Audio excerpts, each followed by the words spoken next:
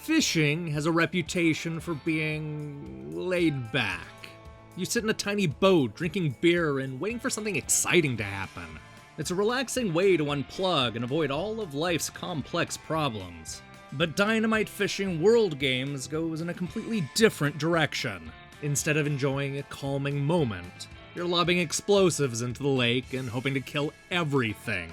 It probably goes without saying that you shouldn't try this at home.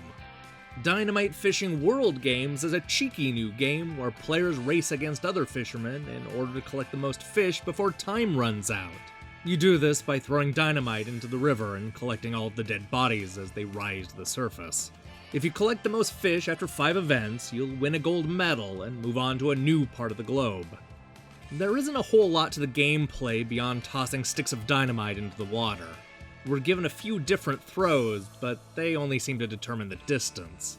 There are a lot of fun power-ups to collect, most of which are much more devastating to the fish life than some lousy stick of dynamite.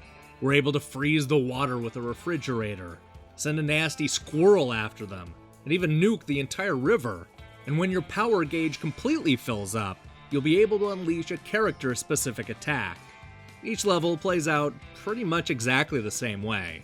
You and another contestant will paddle to a fishing area and then unload as much as you can before time runs out. The goal is to net as many fish as possible, all while completing the optional secondary objectives and picking up floating coins. There are also a few bosses to contend with, including a giant fish and a creature that looks suspiciously like one of those aliens. But a funny thing happened as I blasted my way around the world. What should have been a fun and exciting diversion to a typically low-key sport ended up being as boring and repetitive as the real thing.